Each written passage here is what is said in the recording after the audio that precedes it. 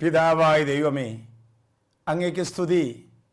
പുത്രനായ ദൈവമേ, അവിടുത്തേക്ക് ആരാധന. പരിശുദ്ധാത്മാവായ ദൈവമേ, അങ്ങേക്ക് മഹത്വം. നിത്യം പിതാവും പുത്രനും പരിശുദ്ധാത്മാവുമായ സർവേശ്വര, ലോകത്തിൻ്റെ വിവിധങ്ങളായ ഭാഗങ്ങളിൽ ഇരുന്നു കൊണ്ട് ഷാലോം ടെലിവിഷൻ്റെ മുമ്പിലിരിക്കുന്ന ഓരോരുത്തരെയും അവിടുത്തെ കരങ്ങളിലേക്ക് പൂർണ്ണമായി അർപ്പണം ചെയ്ത് പ്രാർത്ഥിക്കുന്നു. ഞങ്ങളുടെ ഹൃദയങ്ങളെ തുറന്നു തരണമേ, അവിടുത്തെ ആത്മാവിനെ വർഷിക്കണമേ. തിരുവചനങ്ങൾ ഗ്രഹിക്കുവാൻ തക്കവണ്ണത്തിൽ ഞങ്ങളുടെ ഹൃദയത്തെ തുറന്നു തരണമേ. പരിശുദ്ധ അമ്മേ, ഞങ്ങൾക്ക് വേണ്ടി പ്രാർത്ഥിക്കണമേ. ആമേൻ. ഈശോയിൽ ഏറ്റവും പ്രിയം നിറഞ്ഞ മക്കളെ, ഇന്ന് നാം ചിന്തിക്കാൻ പോകുന്ന വിഷയം വിളിക്കപ്പെട്ടവരും തിരഞ്ഞെടുക്കപ്പെട്ടവരും. ഒരു മനുഷ്യന്റെ പദവി എന്താണ്? ഒരു മനുഷ്യന്റെ മഹത്വം എന്താണ്? അവൻ എന്തിനു വേണ്ടി അധ്വാനിക്കണമെന്ന് ആമുഖമായ വചനത്തിലൂടെ നമുക്ക് വെളിപ്പെടുത്തി തരുന്നു. 1 പത്രോസ് 2:9, നിങ്ങൾ തിരഞ്ഞെടുക്കപ്പെട്ട ജനവും രാജകീയ പുരോഹിത ഗണവും വിശുദ്ധ ജനവും ദൈവത്തിൻ്റെ സ്വന്തം ജനവുമാണ്. എന്താണ് പറഞ്ഞത്? നമ്മൾ ഓരോരുത്തരും തിരഞ്ഞെടുക്കപ്പെട്ട വംശവും രാജകീയ പുരോഹിത ഗണവും വിശുദ്ധ ജനവും ദൈവത്തിൻ്റെ സ്വന്തം ജനവുമാണ്.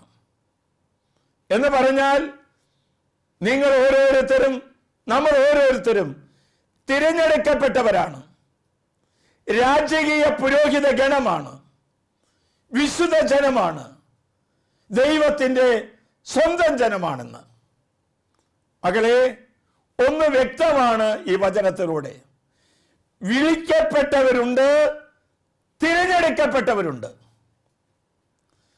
വിളിക്കപ്പെട്ടവരും തിരഞ്ഞെടുക്കപ്പെട്ടവരുമായ നമ്മളെല്ലാവരും ഒരുമിച്ചിരുന്നു കൊണ്ട് ദൈവമേ എന്ന് വിളിച്ച് നമ്മൾ അപേക്ഷിക്കുകയാണ്. തിരഞ്ഞെടുക്കപ്പെട്ടവർക്ക് സ്വർഗത്തിലേക്ക് പ്രവേശിക്കുവാൻ സാധിക്കുക. യേശുവിൻ്റെ ആഗമനത്തിൽ തിരഞ്ഞെടുക്കപ്പെട്ടവരെയാണ് ദൈവദൂതന്മാർ ഒരുമിച്ച് കൂട്ടുന്നത്. ജ്ഞാനത്തിന്റെ പുസ്തകം 19-ാം അധ്യായം 22-ാം വാക്യത്തിലൂടെ നമ്മോട് പറയുന്നു, കർത്താവിൻ്റെ സ്വന്തം ജനത്തെ എല്ലാവിധത്തിലും ഉയർത്തുകയും മഹത്വപ്പെടുത്തുകയും അവർ എവിടെയാണെങ്കിലും അവരെ ഉയർത്തുവാൻ മടി കാണിക്കുകയും ചെയ്യുകയില്ല എന്ന് വചനത്തിലൂടെ നമ്മെ ഓർമ്മപ്പെടുത്തുകയാണ്. ഒരുപക്ഷെ നിതാന്തമായ ദുഃഖത്തിൽ കഴിയുന്നവരായിരിക്കാം, വിട്ടുമാറാത്ത സങ്കടത്തിന് അടിമകളായിരിക്കാം, വേർപാടിന്റെ ദുഃഖം പേറുന്നവരായിരിക്കാം, പഴയ കാലത്തിലെ പാപത്തിന്റെ ഓർമ്മകളെ മനസ്സിൽ സംവഹിക്കുന്നവരായിരിക്കാം. ദൈവമായ കർത്താവ് പറയുന്നു, നീ ഏതവസ്ഥയിലാണെങ്കിലും നിന്നെ ഉയർത്തുവാൻ ദൈവമായ കർത്താവ് സദാ തയ്യാറാണ്. വിശുദ്ധനായ അഗസ്തീനോസ് മാനസാന്തരപ്പെട്ടതിന് ശേഷം ഇപ്രകാരം എഴുതി ചേർത്തു, അറിവില്ലാത്തവരും വിദ്യാഭ്യാസഹീനരുമായ മക്കൾ സ്വർഗരാജ്യത്തെ ലക്ഷ്യമാക്കി ജീവിക്കുമ്പോൾ വിദ്യാസമ്പന്നരായ എത്രയോ മക്കൾ പാപത്തിന്റെ ചെളിക്കുഴിയിൽ കിടന്ന് ഉരുളുന്നു. അതുകൊണ്ട് സ്വർഗം ലക്ഷ്യമാക്കി ജീവിക്കുവാൻ കർത്താവെ കൃപ തരണമേ എന്ന് പ്രാർത്ഥിക്കുകയാണ്.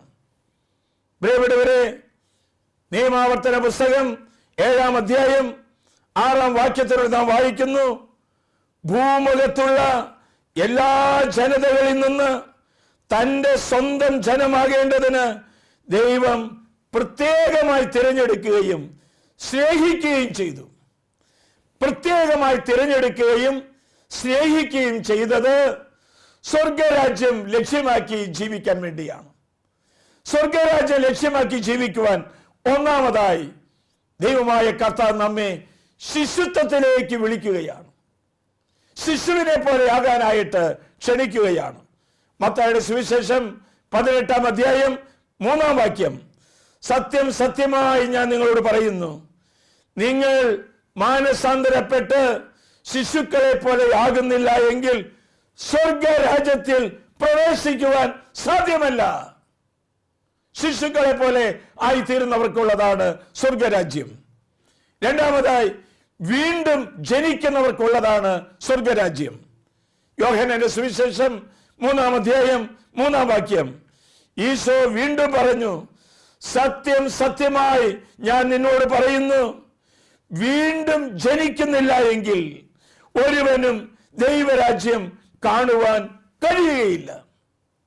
ഒരു കാര്യത്തിന് വേണ്ടിയിട്ടുള്ള അഫർമേഷന് വേണ്ടിയിട്ടാണ് സത്യം സത്യമായി എന്ന് പറയുന്നത്. 2 വാക്യങ്ങളിൽ നമ്മൾ ശ്രദ്ധിച്ചില്ലേ? സത്യം സത്യമായി ഞാൻ നിന്നോട് പറയുന്നു, വീണ്ടും ജനിക്കുന്നില്ല എങ്കിൽ ഒരുവനും ദൈവരാജ്യത്തിൽ പ്രവേശിക്കുക സാധ്യമല്ല എന്ന്. മൂന്നാമതായി, ഇടുങ്ങിയ വാതിലൂടെ കടക്കുന്നവർക്കുള്ളതാണ് സ്വർഗരാജ്യം. വചനം ഓർമ്മപ്പെടുത്തുന്നു, ഇടുങ്ങിയ വാതിലിലൂടെ നിങ്ങൾ പ്രവേശിക്കുവിൻ. തന്നെ പരിത്യജിച്ച് ദിവസേന തന്റെ കുരിശുമെടുത്ത് എന്റെ പിന്നാലെ വരട്ടെ, അവർക്കുള്ളതാണ് ഈ സ്വർഗരാജ്യം എന്ന് പറയുന്നത്. പ്രിയപ്പെട്ടവരെ, 4-ാമതായി വചനം നമ്മെ പഠിപ്പിച്ചു തരുന്നു, പശ്ചാത്തപിച്ച് മാനസാന്തരപ്പെടുന്നവർക്കുള്ളതാണ് സ്വർഗരാജ്യം. മത്തായിയുടെ സുവിശേഷം 4-ാം അധ്യായം 17-ാം വാക്യം, എപ്പോൾ മുതൽ സ്നാപക യോഹന്നാൻ ബന്ധനസ്ഥനായെന്ന് അറിഞ്ഞ ആ നിമിഷം മുതൽ, അപ്പോൾ മുതൽ യേശു പ്രസംഗിക്കാൻ തുടങ്ങി, മാനസാന്തരപ്പെടുവിൻ, സ്വർഗരാജ്യം സമീപിച്ചിരിക്കുന്നു. സ്വർഗത്തിലേക്ക് പ്രവേശിക്കാനായിട്ട് അനുതാപം, മാനസാന്തരം അനിവാര്യമാണെന്ന് ഈശോ തന്റെ ആമുഖമായ പ്രഭാഷണത്തിലൂടെ വെളിപ്പെടുത്തി തരികയാണ്. 5-ാമതായി, സ്വർഗം രാജ്യം ഒരു നിധി കിട്ടിയ പോലെ അതിനെ സ്വീകരിക്കണം. ദൈവരാജ്യത്തെ ഒരു നിധിയെ പോലെ അതിനെ കാണുകയാണ്. മത്തായിയുടെ സുവിശേഷം 13-ാം അധ്യായം 44-ാം വാക്യത്തിൽ നാം വായിക്കുന്നു, സ്വർഗരാജ്യം വയലിൽ ഒളിച്ചിരിക്കുന്ന ഒരു നിധിക്ക് തുല്യമാണ്. അത് കണ്ടെത്തുന്നവൻ അത് മറച്ചു വെക്കുകയും ബാക്കിയുള്ളതെല്ലാം വിറ്റ് അതിനെ സ്വന്തമാക്കുകയും ചെയ്യുന്നു. വയലിൽ ഒളിക്കപ്പെട്ട നിധിയാണ് ദൈവരാജ്യം എന്ന് പറയുന്നത്. 7-ാമതായി, ഈ സ്വർഗരാജ്യം സ്വന്തമാക്കി തീർക്കുവാൻ വിളിക്ക് യോഗ്യമായ ജീവിതം നയിക്കണം. നീ ഒരു പുരോഹിതനായിരിക്കാം, നീ ഒരു കന്യാസ്ത്രീ ആയിരിക്കാം, ഒരു ശുശ്രൂഷകനായിരിക്കാം, ഒരു കുടുംബനാഥനായിരിക്കാം, ഒരു കുടുംബിനിയായിരിക്കാം, ആരുമായിക്കൊള്ളട്ടെ, നിനക്ക് ദൈവം തന്നിരിക്കുന്ന വിളിക്ക് യോഗ്യമായി ജീവിക്കുമ്പോൾ മാത്രമാണ് സ്വർഗരാജ്യം നമുക്ക് സ്വന്തമാക്കി തീർക്കുവാനായിട്ട് സാധിക്കുക. 7-ാമതായി, മരണം വരെ വിശ്വസ്തനായിരിക്കുക. നമുക്ക് കുറച്ചു കാലത്തേക്കുള്ള ഒരു കമ്മിറ്റ്മെന്റ് അല്ല ഇത്. സ്വർഗരാജ്യം സ്വന്തമാക്കി തീർക്കുവാൻ നീ ആഗ്രഹിക്കുന്നുവെങ്കിൽ മരണം വരെ, അന്ത്യം വരെ വിശ്വസ്തനായിരിക്കുക. അവസാനമായി, വിശ്വാസം കാത്തുകൊണ്ട് ആത്മീയമായ ഓട്ടം ഓടുന്നവർക്കുള്ളതാണ് സ്വർഗരാജ്യം എന്ന് പറയുന്നത്. അതുകൊണ്ടല്ലേ 2 തിമോത്തിയോസ് 4-ാം അധ്യായം 7-ാം വാക്യത്തിലൂടെ നമ്മെ ഓർമ്മപ്പെടുത്തി തരുന്നു, ഞാൻ നന്നായി പൊരുതി, ഞാൻ നല്ല ഓട്ടമോടി, എന്റെ വിശ്വാസം സംരക്ഷിച്ചു, അതിനാൽ നീതിയുടെ കിരീടം നിങ്ങൾക്കായി ഒരുക്കിയിരിക്കുന്നു. അത് സ്വീകരിക്കാനായിട്ട് വിശ്വാസം കാത്തുകൊണ്ട് ആത്മീയമായ പോരാട്ടം നടത്തുന്നവർക്കുള്ളതാണ് വിജയകരമായിരിക്കുന്ന ജീവിതത്തിന്റെ കിരീടമണിയിക്കൽ. എന്റെ പ്രിയപ്പെട്ടവരെ, ജീവിതത്തിന്റെ നാൾ വഴികളിൽ സഹിക്കേണ്ടി വന്നാലും, പരാജയപ്പെടേണ്ടി വന്നാലും, ഒറ്റപ്പെടേണ്ടി വന്നാലും, തെറ്റിദ്ധരിക്കപ്പെട്ടാലും, നഷ്ടങ്ങളും കഷ്ടങ്ങളും ഉണ്ടായാലും, രോഗങ്ങളും രോഗപീഠകളും ഉണ്ടായാലും, ദൈവത്തെ തള്ളിപ്പറയാതെ ജീവിക്കണമെങ്കിൽ, ദൈവത്തെ നിരസിക്കാതെ ജീവിക്കണമെങ്കിൽ കൃപ വേണം, ചൈതന്യം വേണം, അഭിഷേകം വേണം. പ്രിയപ്പെട്ടവരെ, ദൈവത്തിന്റെ ആത്മാവ് ഇങ്ങനെ പറയാൻ എന്നെ പ്രേരിപ്പിക്കുകയാണ്. നമുക്ക് ഇന്ന് വേണ്ടത് വിമർശകരെയല്ല, വിശുദ്ധരെയാണ് നമുക്കിന്ന് ആവശ്യം. നമുക്കിന്ന് ആവശ്യമുള്ളത് പരാതി പറയുന്നവരെയല്ല, പ്രാർത്ഥിക്കുന്നവരെയാണ് ഇന്ന് ആവശ്യം. ഇന്ന് നമുക്ക് ആവശ്യമുള്ളത് കുറവുകൾ പരസ്യപ്പെടുത്തുന്നവരെയല്ല, രഹസ്യത്തിൽ കുറവുകൾക്ക് വേണ്ടി പാപ പരിഹാരം ചെയ്യുന്നവരെയാണ് ഇന്ന് നമുക്ക് ആവശ്യം. എങ്കിൽ മാത്രമാണ് തിരഞ്ഞെടുക്കപ്പെട്ടവരുടെ ഗണത്തിൽ ചേർന്നുകൊണ്ട് സ്വർഗരാജ്യം ലക്ഷ്യമാക്കി ജീവിക്കുവാൻ നമുക്ക് സാധിക്കുക. എന്റെ പ്രിയപ്പെട്ട മക്കളെ, കൊട്ടാരത്തെ, ഒരു കൂടാരത്തെ കൊട്ടാരമാക്കി തീർക്കുന്നത് കല്ലും മണ്ണുമല്ല, പക്വതയാർന്ന മനോഭാവങ്ങളാണ്. നീ എവിടെ ജീവിക്കുന്നു എന്നതിനേക്കാൾ ഉപരിയായി എന്തിനായി നീ ജീവിക്കുന്നു, എങ്ങനെ ജീവിക്കുന്നു എന്നുള്ളത് വളരെ പ്രധാനപ്പെട്ട ഒരു കാര്യമാണ്. പലരും സാഹചര്യങ്ങളെ അട്ടിമറിക്കാനാണ് നോക്കുന്നത്. എന്നാൽ മനോഭാവത്തിലാണ് ഈ അട്ടിമറി നടക്കേണ്ടത്, ഈ മാനസാന്തരം നടക്കേണ്ടത്, ജീവിത പരിവർത്തനം ഉണ്ടായിത്തീരേണ്ടത്. സാഹചര്യങ്ങളിലേക്ക് നോക്കി നെടുവിൽപ്പെട്ടിരിക്കാതെ സാധ്യതകളിലേക്ക് നോക്കി മുന്നേറുന്നവരാണ് തിരഞ്ഞെടുക്കപ്പെട്ടവർ. പ്രതികൂലമായ സാഹചര്യങ്ങളിൽ ജീവിതത്തെ പക്വതയോടെ കൈകാര്യം ചെയ്യുന്നു എന്നതിലാണ് ഒരു മനുഷ്യന്റെ മഹത്വം അടങ്ങിയിരിക്കുന്നത്.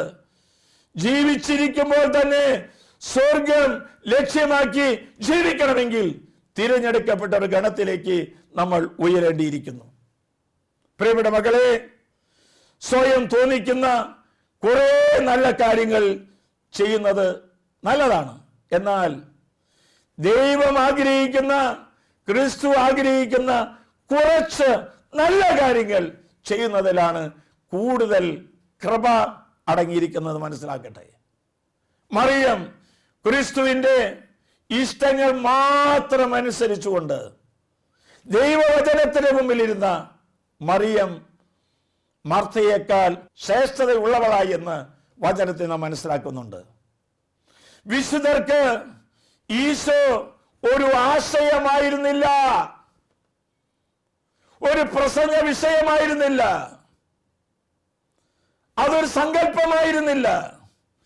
കൂടെ നടക്കുന്ന, കൈകളിൽ ചേർത്ത് പിടിക്കുന്ന, കൂടെ ഇരിക്കുന്ന, ജീവിത സഹായം ചെയ്യുന്ന ഒരു നിത്യ സാന്നിധ്യമായിട്ട് അവർക്കത് അനുഭവപ്പെട്ടു. പ്രിയപ്പെട്ടവരെ, തിരഞ്ഞെടുക്കപ്പെട്ടവരുടെ ഗുണ സവിശേഷതകളിലേക്ക് കടന്നു വന്നാൽ നമുക്ക് കാണാൻ സാധിക്കും, അവർ ഓരോരുത്തരും പ്രാർത്ഥനയുടെ മനുഷ്യരായിരുന്നു. പ്രാർത്ഥന അവരുടെ ജീവിത ശ്വാസമായിരുന്നു. ഇന്ന് ഈ ടെലിവിഷന്റെ മുമ്പിൽ ഇരുന്നു കൊണ്ട് ഇത്രയേറെ ശ്രദ്ധയോടെ വചനം ശ്രമിച്ചുകൊണ്ടിരിക്കുന്ന മക്കളോട് ഈശോയ്ക്ക് പറയാനുണ്ട്, നിങ്ങൾ തിരഞ്ഞെടുക്കപ്പെട്ടവരാണ്, രാജകീയ പുരോഹിത ഗണമാണ്. അതുകൊണ്ട് നിങ്ങളും പ്രാർത്ഥനയുടെ വ്യക്തികളായി നിങ്ങൾ മാറണം. വിശുദ്ധനായിരിക്കുന്ന മരിയ ജോൺ വിയാനി നാടുറങ്ങുമ്പോൾ രാത്രികാലം മുഴുവൻ ദൈവാലയത്തിന്റെ ഉള്ളിലിരുന്ന് പ്രാർത്ഥിച്ച ഒരു വിശുദ്ധനായ വ്യക്തിയാണ് വിശുദ്ധ മരിയ ജോൺ വിയാനി. വലിയ വലിയ അറിവൊന്നും ഉണ്ടായിരുന്നില്ല, പക്ഷെ പ്രാർത്ഥിക്കാൻ അറിയുമായിരുന്നു. വിശുദ്ധ ഫൗസ്റ്റിന്റെ പുണ്യവതി അർദ്ധരാത്രിയോടെ എഴുന്നേറ്റിരുന്ന ദിവ്യകാരുണ്യനാഥന്റെ സന്നിധിയിൽ നിരന്തരമായി കരുണയ്ക്ക് വേണ്ടി പ്രാർത്ഥിച്ചുകൊണ്ടിരുന്നു. വിശുദ്ധ ക്ലാര പുണ്യവതി ആഴ്ചയിലെ പല ദിവസങ്ങളിലും ഉപവാസത്തിലും പ്രാർത്ഥനയിലും ചെലവഴിച്ചു. ഫ്രാൻസിസ് അസീസി പുണ്യവാൻ ശുശ്രൂഷയ്ക്ക് പോകുമ്പോൾ ക്ലാര പുണ്യവതി മറ്റു സഹോദരിമാരോട് ഒരുമിച്ച് മധ്യസ്ഥ പ്രാർത്ഥന നടത്തുമായിരുന്നു. ഇന്ന് ഓരോ ധ്യാന ടീമുകളും ഓരോ സ്ഥലങ്ങളിൽ ധ്യാനം നടത്തുമ്പോൾ, താമസിച്ചുള്ള ധ്യാനം നടത്തുമ്പോൾ, കൺവെൻഷൻ നടത്തുമ്പോൾ ഒരു ടീം ഇരുന്ന് പ്രാർത്ഥിക്കുന്നത് അത് വിശുദ്ധന്മാർ കാണിച്ചു തന്നിരിക്കുന്ന മാതൃകയാണ്. എങ്കിൽ മാത്രമാണ് തിരുവചനങ്ങൾ ഹൃദയത്തിലേക്ക് കടന്നു വരാനും തിരുവചനങ്ങളുടെ മാധുര്യം അനുഭവിക്കാനും സാധിക്കുന്നത്. മരിച്ചുപോയിട്ടുള്ള 30-ലേറെ മക്കൾക്ക് ജീവൻ കൊടുത്ത വിശുദ്ധ വിൻസെന്റ് ഫെറൽ പുണ്യവാൻ പ്രഭാതത്തിൽ വെളുപ്പിന് എഴുന്നേറ്റ് 2 മണി മുതൽ 6 മണി വരെ പ്രാർത്ഥനയിൽ ചെലവഴിച്ച ശേഷമാണ് വിശുദ്ധ കുർബാന അർപ്പിക്കാനായിട്ട് പോകുന്നത്. ഇന്ന് നമ്മൾ ദൈവാലയത്തിലേക്ക് കടന്നു വരുമ്പോൾ എത്രയേറെ മക്കൾ വളരെ നേരത്തെ വന്ന് ദിവ്യകാരുണ്യനാഥന്റെ സന്നിധിയിൽ നിന്ന് പ്രാർത്ഥിക്കുന്ന കാഴ്ച എൻ്റെ ഹൃദയത്തെ വളരെ ആനന്ദിപ്പിക്കാറുണ്ട്. വിശുദ്ധ ബലിക്ക് മുമ്പ് തന്നെ ദൈവാലയത്തിൽ പല ദൈവാലയങ്ങളിൽ നിന്നും ആരാധന നടക്കുന്നുണ്ട്. വിശുദ്ധന്മാരും വിശുദ്ധകളും കാണിച്ചു തന്നിരിക്കുന്ന മാതൃകയിലൂടെ നമ്മൾ മുന്നോട്ട് നീങ്ങണം. ഒരു കൊച്ചു വിശുദ്ധൻ നമുക്കറിയാമല്ലോ, വിശുദ്ധ ഡൊമിനിക് സാവിയോ. 4 വയസ്സ് മുതൽ പ്രഭാതത്തിലും രാത്രിയുടെ ജപം ഡൊമിനിക് സാവിയോ മുടക്കിയിട്ടില്ല എന്ന്. ധാരാളം കുട്ടികളൊക്കെ ഇത് കേട്ടുകൊണ്ടിരിക്കുന്നില്ലേ? അമ്മ പറയുമ്പോൾ, അപ്പൻ പറയുമ്പോൾ പ്രാർത്ഥിക്കുന്ന കുട്ടികളെ പോലെയല്ല വിശുദ്ധ ഡൊമിനിക് സാവിയോ. രാത്രികാലങ്ങളിലും പ്രഭാതങ്ങളിലും മുടങ്ങാതെ പ്രാർത്ഥന ചൊല്ലിയിരുന്നു. ജപമാല മുട്ടുകുത്തി നിന്നാണ് പ്രാർത്ഥിച്ചിരുന്നു എന്നാണ്. വിശുദ്ധ കുർബാന കഴിഞ്ഞാൽ ദീർഘനേരം ഉപകാര സ്മരണയ്ക്കായി സമയം ചെലവഴിക്കുമായിരുന്നു. വിദ്യാർത്ഥികളെ, കുഞ്ഞുമകളെ, നമ്മുടെ മാതൃകയാണത്. നമുക്കിതുപോലെ ഒന്ന് ശ്രമിക്കണ്ടേ? രാത്രികാലങ്ങളിലും നമ്മുടെ കുടുംബ പ്രാർത്ഥനയിലും പ്രഭാതങ്ങൾ തോറുള്ള വിശുദ്ധ ബലിയിലും നമ്മൾ എങ്ങനെയാണ് സംബന്ധിക്കുന്നത്? ഈശോ നമ്മെ വിളിക്കുന്നു. ഒരു കാര്യം മനസ്സിലാക്കണമെന്ന് ദൈവത്തിന്റെ പരിശുദ്ധാത്മാവ് ആഗ്രഹിക്കുന്നു. പ്രാർത്ഥന എവിടെ അവസാനിക്കുന്നുവോ അവിടെ പാപം തലമുക്കുകയാണ് ചെയ്യുന്നത്. പറഞ്ഞ് മനസ്സിലായോ? എവിടെ പ്രാർത്ഥന അവസാനിക്കുന്നുവോ അവിടെ പാപം തലമുക്കുകയാണ്. വിശുദ്ധർക്ക് ഇത് അറിയാമായിരുന്നു.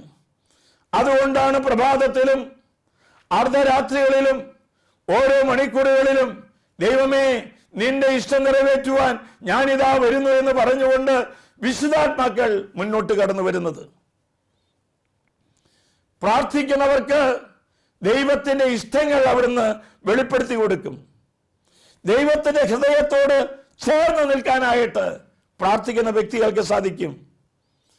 നമ്മുടെ ഹൃദയ ഭാരങ്ങൾ ഈശോ ഏറ്റെടുത്ത് നമ്മുടെ ജീവിതത്തിന്റെ പ്രതിസന്ധിയുടെ നടുവിൽ സമാധാനവും സന്തോഷവും പ്രദാനം ചെയ്യുവാൻ നമ്മുടെ കൂടെ നിൽക്കുന്ന ദൈവത്തെ നമുക്ക് അനുഭവിക്കാൻ സാധിക്കും. എൻ്റെ മക്കളെ, പ്രിയപ്പെട്ട വൈദികരെ, സമർപ്പിതാത്മാക്കളെ, പ്രാർത്ഥനാ മുറിയിൽ കിട്ടിയ ദർശനങ്ങളാണ് ജീവിതത്തിൽ പ്രായോഗികമാക്കുന്ന ഈശോ നമ്മെ ക്ഷണിക്കുന്നത്. ഒരുപക്ഷെ വലിയ പ്രലോഭനങ്ങളിൽ അകപ്പെട്ടവരുണ്ടായിരിക്കാം. പ്രലോഭനങ്ങൾ അതിജീവിക്കാനുള്ള ശക്തി പ്രാർത്ഥനാ മുറിയിൽ നിന്നാണ് കിട്ടേണ്ടത്.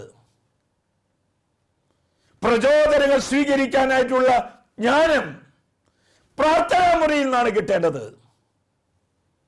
പ്രവൃത്തികളെ പൂർത്തിയാക്കാനായിട്ടുള്ള തീഷ്ണത പ്രാർത്ഥനാ മുറിയിൽ നിന്നാണ് കിട്ടേണ്ടത്. അപ്പോൾ പ്രാർത്ഥനാ മുറിയിൽ നിന്ന് അകലം കാണിച്ചാൽ, പ്രാർത്ഥിക്കാൻ എനിക്ക് നേരമില്ല എന്ന് പറഞ്ഞാൽ, അവന്റെ ജീവിതത്തിലേക്ക് പ്രലോഭനങ്ങളെ അതിജീവിക്കാനുള്ള ശക്തി കുറഞ്ഞു പോകും. ഓരോ നിമിഷങ്ങളിലും ഓരോ സമയങ്ങളിലും നമുക്ക് തരുന്ന പ്രചോദനങ്ങളെ സ്വീകരിക്കാനായിട്ടുള്ള ദൈവത്തിന്റെ ജ്ഞാനം കുറഞ്ഞു പോകും. നമ്മൾ പൂർത്തിയാക്കേണ്ട ചെറുതോ വലുതുമായ ദൗത്യങ്ങൾ പൂർത്തിയാക്കാനായിട്ടുള്ള തീഷ്ണതയില്ലാതെയായി തീരും. എങ്ങനെയെങ്കിലും പ്രവർത്തിച്ചാൽ പോരാ. ദൈവം ആഗ്രഹിക്കുന്ന വിധത്തിൽ, ദൈവം ആഗ്രഹിക്കുന്ന ക്രമീകരണത്തിൽ അത് പൂർത്തിയാക്കണമെങ്കിൽ പ്രാർത്ഥനാ മുറിയിൽ നിന്ന് കിട്ടിയ ദർശനങ്ങളാണ്, കാഴ്ചപ്പാടുകളാണ് നമ്മെ അതിന് പ്രവർത്തനോന്മുഖമാക്കി തീർക്കുന്നത്. പ്രിയപ്പെട്ടവരെ, വിശുദ്ധന്മാരുടെ ജീവചരിത്രം പരിശോധിച്ചാൽ പ്രാർത്ഥനയായിരുന്നു വിശുദ്ധന്മാരുടെ ആയുധം. അവിടെ ആയുധം പ്രാർത്ഥനയായിരുന്നു വിശുദ്ധന്മാരുടെ ആനന്ദം. അവർക്ക് മറ്റൊന്നിലല്ല ആനന്ദം, പ്രാർത്ഥനയിലായിരുന്നു അവരുടെ ആനന്ദം. പ്രാർത്ഥനയിലൂടെയാണ് വിശുദ്ധാത്മാക്കൾ അത്ഭുതങ്ങൾ പ്രവർത്തിച്ചത്. പ്രാർത്ഥനാ ജീവിതം മറ്റുള്ളവരിൽ നിന്നും അവരെ വ്യത്യസ്തരാക്കി, അവരെ വിശുദ്ധരാക്കി, സ്വർഗത്തിന്റെ സ്വന്തങ്ങളാക്കി മാറ്റി. എൻ്റെ പ്രിയപ്പെട്ട മക്കളെ, പ്രാർത്ഥനാ ജീവിതത്തിലൂടെ ഒരു സാധാരണ മനുഷ്യൻ അസാധാരണ മനുഷ്യനായി തീരുന്നു. തിരഞ്ഞെടുക്കപ്പെട്ടവരുടെ ഗണത്തിലേക്ക് ഉയർത്തപ്പെടുന്നു. ദൈവത്തിന്റെ മുമ്പിൽ പ്രാർത്ഥിച്ചവര് ദൈവജനത്തിന് മുമ്പിൽ പ്രവർത്തിച്ചാൽ അത്ഭുതങ്ങൾ നടക്കും. സത്യമാണ് ഈ പറഞ്ഞത്. ദൈവത്തിന്റെ മുമ്പിൽ പ്രാർത്ഥിച്ചാൽ ദൈവജനത്തിന്റെ മുമ്പിൽ അത്ഭുതങ്ങൾ പ്രവർത്തിക്കുവാനായിട്ട് സാധിക്കും. അതുകൊണ്ട് തിരഞ്ഞെടുക്കപ്പെട്ടവരും രാജകീയ പുരോഹിത ഗണവും ദൈവത്തിന്റെ സ്വന്തം ജനവുമായിരിക്കുന്ന നമുക്ക് സ്വർഗരാജ്യം ലക്ഷ്യമാക്കി ജീവിക്കുവാൻ അവിടുന്ന് നമ്മെ അനുഗ്രഹിക്കുകയാണ്. ഇതാ നമ്മോട് പറയുന്നു, ഹൃദയം നുറുങ്ങിയവർക്ക് കർത്താവ് സമീപസ്ഥനാണ്, മനമുരുകിയവരെ അവിടുന്ന് രക്ഷിക്കുന്നു. നമുക്കിങ്ങനെ മനമുരുകി ഒരു പ്രാർത്ഥന നടത്താൻ സാധിക്കുമോ? മനമുരുകി തിരഞ്ഞെടുക്കപ്പെട്ടവരുടെ ഗണത്തിലേക്ക് തിരിച്ചു നടക്കാൻ സാധിക്കുമോ? ഈശോ പറഞ്ഞില്ലേ, ഒരു വിധത്തിലും ഞാൻ നിന്നെ അവഗണിക്കുകയോ ഉപേക്ഷിക്കുകയോ ചെയ്യുകയില്ല എന്ന് ഞാൻ നിന്നോട് പറഞ്ഞിട്ടില്ലേ?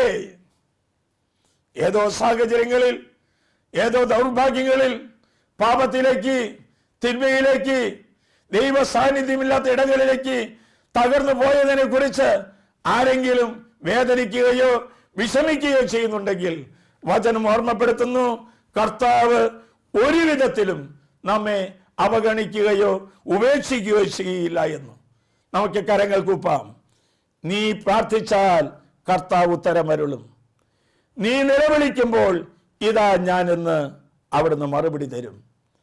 ദൈവമേ, സ്വർഗരാജ്യം ലക്ഷ്യമാക്കി ജീവിക്കുവാൻ, തിരഞ്ഞെടുക്കപ്പെട്ടവരുടെ ഗണത്തിലായി തീരുവാൻ ഈ ശുശ്രൂഷ സംബന്ധിച്ച സർവ മക്കൾക്കും കൃപയും വരവും നൽകി അനുഗ്രഹിക്കണമേ. ആമേൻ.